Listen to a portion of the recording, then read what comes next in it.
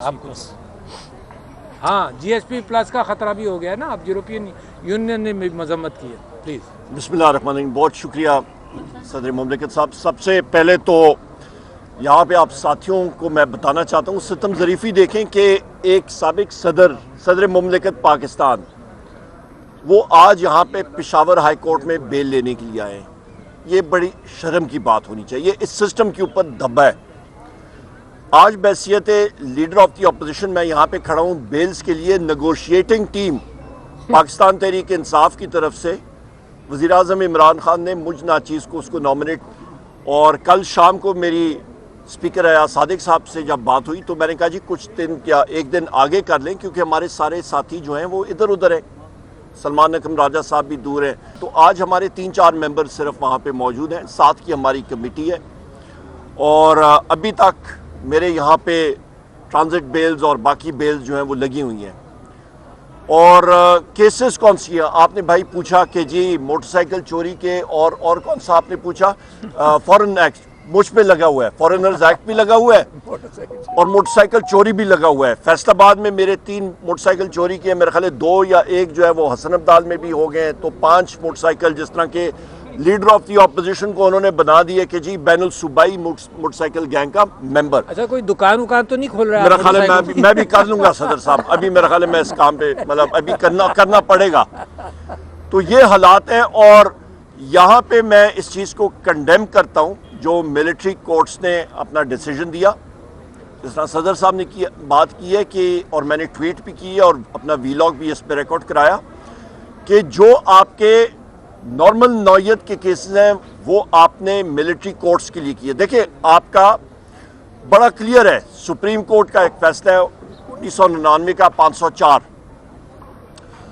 उस पे आपके जो आपका ट्राइकोटमी ऑफ पावर्स है, आपके 3 आपके सतून है, आपका अदलिया है, आपकी एग्जेक्टिव है, और आपकी अल्लाह भला करे पार्लियामान है। जो आपकी स्टेट है, स्टेट के अंदर आर्टिकल 7 में उसकी डिटेल मौजूद है। उस डिटेल में आइन में उसमें मैं रिपीट नहीं करता हूं, पर उसको सम अप करने के लिए मैं सिर्फ ये करता हूं कि जनाब उस पर नेशनल असेंबली, सेनेट, सूबाई आपकी फेडरल हुकूमत, सूबाई असेंबली, सूबाई हुकूमतें और वो इदारे जो टैक्स नाफिज कर सकती हैं, ये आपकी स्टेट का, इसको स्टेट कहलाते हैं। बाकी इदारे चाहे वो मुसल्लह फौज हो, रेंजर्स हो, फायर ब्रिगेड हो, पुलिस हो, वो औजार हैं स्टेट के। मिलिट्री कोर्ट जो है वो औजार का कोर्ट है, वो मिलिट्री के कोर्ट्स हैं। वो उठ के आपके फैसले कोर्ट्स के जिम्मेदारी नहीं यूजअप कर सकते, लिहाजा ये फैसले नल एंड वॉइड हो जाएंगे इंशाअल्लाह ताला। Point number 1। पॉइंट नंबर 2, हमारे जो मिलिट्री कोर्ट्स के लोग जिनके खिलाफ हुआ है, अभी भी हमारे साथी यहाँ पे मौजूद हैं, उनके लिए हम लोग रिट पिटीशन ज़रूर करेंगे और इसको परसू करेंगे, और उम्मीद यही है कि सुपीरियर कोर्ट से इसको उड़ा देंगे। तीसरी अहम बात यह है कि मुज़ाकराती टीम के हवाले से पाकिस्तान तहरीक इंसाफ ने, वज़ीर आज़म इमरान खान साहब ने 5 दिसंबर को, मैं वहाँ पे मौजूद था जेल ट्रायल में, क्योंकि मेरे ऊपर भी वो चार्जेस लग रहे थे जो वज़ीर आज़म इमरान खान साहब पे लग रहे थे। उन्होंने मुझे बुला के कहा कि मुज़ाकराती टीम बनानी है, और हमने अनाउंस की, बल्कि उसी दिन शाम को मुझे अरेस्ट कर दिया गया था इलीगल कन्फाइनमेंट में, और कंटेम्प्ट ऑफ कोर्ट भी पुलिस पे लगी है इस पर। तो लिहाजा उस पे हमारे जो पॉइंट्स हैं, नंबर 1 हमारे असीरान यानी कि वज़ीर आज़म इमरान खान साहब, शाह महमूद कुरैशी साहब, यास्मीन राशिद साहिबा, हमारे उमर चीमा साहब, हमारे इजाज़ चौधरी साहब, मियाँ महमूद रशीद साहब, हसन न्याजी साहब जो मिलिट्री कोर्ट में हैं, हमारे मिलिट्री जेल के अंदर जो हमारे साथी इस वक्त असीरान हैं, बाकी असीरान, उनकी फिल्फ और आज़ादी। नंबर 2, हमारे जो 9 मई का कमीशन होना चाहिए कि वो CCTV फुटेज सामने आनी चाहिए। हमारी 26 नवंबर 2024 में जो सान्या हुआ है डी चौक, उसका कमीशन होना चाहिए। हमारे इसके साथ साथ जो इलेक्शंस हैं, इलेक्शन का प्रोसेस, उसका साफ शफाफ इंक्वायरी और fresh and free and fair election की तरफ हमें जाना चाहिए। ये वो ज़रूरी चीज़ें हैं जो हमने सामने रखनी है, और इस पे हमारी तरफ से नेकनियती से हमने सारी चीज़ें सामने रखी हैं, क्योंकि आप मीडिया के तवस्सुत से मैं ये चीज़ वाज़ेह करना चाहता हूँ कि पाकिस्तान में तब तक इस्तेकाम नहीं आएगा जब तक आइन और कानून की बालादस्ती नहीं होगी, دنیا اس وقت انویسٹمنٹ نہیں کر رہی ہے اور اس پہ ہمیں تعجب نہیں ہونا چاہیے۔ پی آئی اے کی بڈ پرائس انہوں نے بولی، ان کا خیال تھا کہ 85 ارب روپے آیا جناب والا 10 ارب روپے بھی نہیں۔ کیوں؟ کیونکہ دنیا نے دیکھ لیا ہے کہ یہاں پہ عدم استحکام ہے، یہاں پہ آپ کا آئین اور قانون ہے ہی نہیں، سو لہٰذا وہ کیوں یہاں پہ انویسٹمنٹ کریں؟ سو لہٰذا پاکستان کو یا آگے ہم نے ترقی کی راستے پہ گامزن کرنا ہے تو free and fair election electronic voting machines کے ذریعے آنا چاہیے، اور اس کے ذریعے جو بھی حکومت آئے، ہم لوگ پی ٹی آئی کے لوگ ہیں، ہم لوگ ورکر ہیں، ہم لوگ نہیں کہتے ہیں کہ پی ٹی آئی کی حکومت آئے، نہیں، جو اس فری اینڈ فیئر الیکشن سے جو بھی حکومت آئے، جس کے پاس پاکستان کی عوام کا مینڈیٹ ہو، وہ 100 بسم اللہ آ کے ملک کو سنوارے۔ یہاں پہ آپ ساتھیوں کو میں بتانا چاہتا ہوں، ستم ظریفی دیکھیں کہ ایک سابق صدر مملکت پاکستان، وہ آج یہاں پہ پشاور ہائی کورٹ میں بیل لینے کے لیے آئے ہیں۔ یہ بڑی شرم کی بات ہونی چاہیے، اس سسٹم کے اوپر دبا ہے۔ آج بحیثیت لیڈر آف دی اپوزیشن میں یہاں پہ کھڑا ہوں، بیلز کے لیے نیگوشیٹنگ ٹیم پاکستان تحریک انصاف کی طرف سے وزیر اعظم عمران خان نے مجھ ناچیز کو اس کو نامنیٹ، اور کل شام کو میری اسپیکر ایاز صادق صاحب سے جب بات ہوئی تو میں نے کہا جی کچھ دن یا ایک دن آگے کر لیں، کیونکہ ہمارے سارے ساتھی جو ہیں وہ ادھر ادھر ہیں، سلمان اکرم راجہ صاحب بھی دور ہیں، تو آج ہمارے 3-4 ممبر صرف وہاں پہ موجود ہیں، 7 کی ہماری کمیٹی ہے، اور ابھی تک میرے یہاں پہ ٹرانزٹ بیلز اور باقی بیلز جو ہیں وہ لگی ہوئی ہیں۔ اور کیسز کون سی ہیں؟ آپ نے بھائی پوچھا کہ جی موٹر سائیکل چوری کے اور کون سا آپ نے پوچھا؟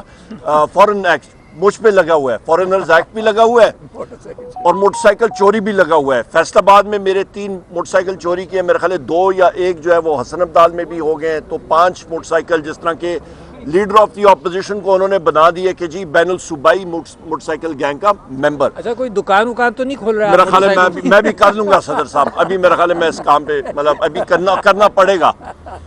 تو یہ حالات ہیں، اور یہاں پہ میں اس چیز کو کنڈیم کرتا ہوں جو ملٹری کورٹس نے اپنا ڈیسیجن دیا، جس طرح صدر صاحب نے بات کی ہے کہ، اور میں نے ٹویٹ بھی کی ہے اور اپنا ویلاگ بھی اس پہ ریکارڈ کرایا، کہ جو آپ کے نارمل نوعیت کے کیسز ہیں وہ آپ نے ملٹری کورٹس کے لیے کیے۔ دیکھیں آپ کا بڑا کلیئر ہے، سپریم کورٹ کا ایک فیصلہ ہے 1999 کا 504،